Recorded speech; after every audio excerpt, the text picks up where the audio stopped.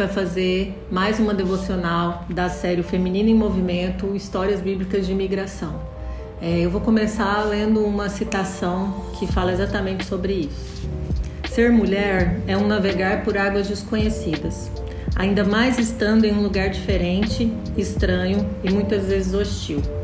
As mulheres em situação de imigração forçada se veem obrigadas a ir ao encontro da esperança e o melancólico novo, tendo que lidar com a impotência de não conseguir se desviar de bombas, desastres, homens maus, religiões extremas, guerras e tantas outras adversidades.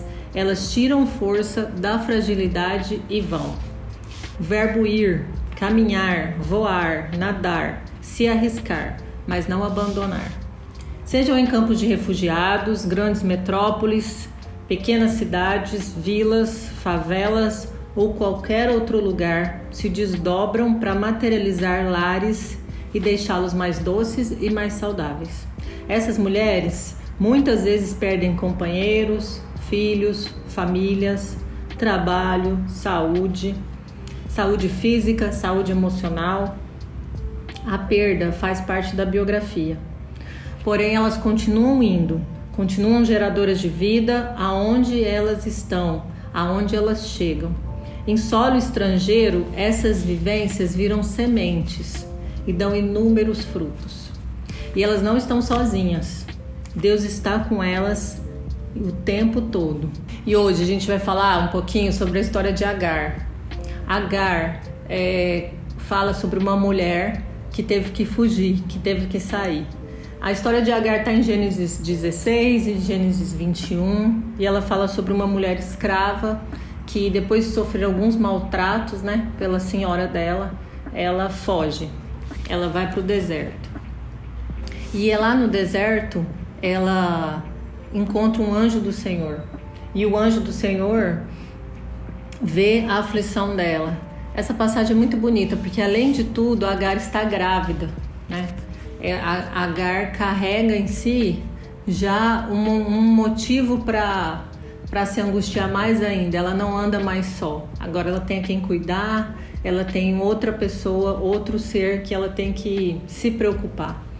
Então Agar chega lá no deserto e aí ela percebe que ela está sozinha. A Bíblia fala que ela ficou preocupada, que ela ficou aflita. E aí o anjo aparece, e aí personificando exatamente a questão divina, o anjo fala para ela: calma, não precisa ficar preocupada, porque o Senhor escuta, Deus escuta. E ele fala exatamente para ela colocar o nome do filho dela, de Ismael, que é literalmente a tradução de que Deus escuta, literalmente.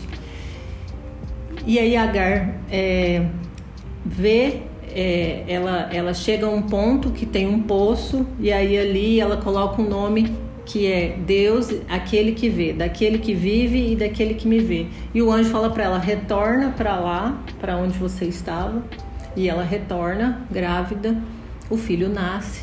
Tempos depois, em Gênesis 21, ela mais uma vez é colocada em uma situação que ela precisa sair, que ela precisa fugir, que ela precisa migrar. E aí a gente está falando de uma mulher que vai para o deserto, E aí eu quero que vocês imaginem isso: uma mulher com um filho, com uma criança em pleno deserto.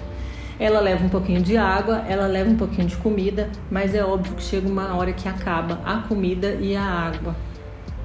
E aí ela coloca o filho sentado embaixo de um arbusto e ele começa a chorar. E ela fala que ela deixa ele lá porque ela não tem condições de ver, de escutar ele chorando pela falta de comida e a falta de água. E aí Agar, muito angustiada, nesse momento, mais uma vez o anjo aparece para ela e fala que ouviu o choro do menino. E aí no versículo 17 ele fala: não tenha medo, Agar, Deus ouviu o choro do menino aí onde ele está.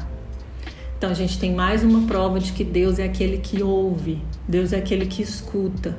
E ele escuta o clamor, ele escuta o choro de uma mulher que aparentemente não tem mais a quem recorrer. Uma mulher no deserto com um filho. Isso é muito bonito, isso é muito bonito. Então ele fala: levante-se e pegue ele pela mão E aí fala que Deus abriu os olhos dela e quando ela olhou para o lado, ela achou um poço, ela achou uma garrafinha de água, ela achou um poço. E aí isso personifica para nós que Deus não está aquém, Deus não está imóvel, Ele não está surdo às aflições daqueles que sofrem e daqueles que sofrem muito.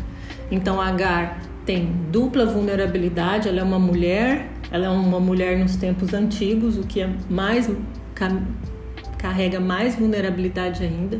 Ela é uma mulher em trânsito, ou seja, ela está saindo, ela está em fuga. E ela é uma mulher primeiro grávida e depois com um filho. Então, a gente pode tentar se colocar de forma empática no lugar de Agar. Uma mulher que tinha uma casa, uma mulher que tinha um trabalho e por motivos externos foi colocada nessa situação. Mas Deus não está indiferente. E aí essa é a palavra que eu gostaria de deixar aqui marcada para você que está ouvindo essa devocional hoje. Deus não está indiferente ao sofrimento. Às vezes, quando a gente passa pelo sofrimento, a gente tem a sensação de que Deus ele está muito ocupado fazendo outras coisas. Mas de uma forma grande ou de formas pequenas, se a gente começar a abrir os nossos olhos, a gente vai ver que Deus não está indiferente. Deus proveu água, Deus proveu comida e mais do que isso, Deus proveu a escuta.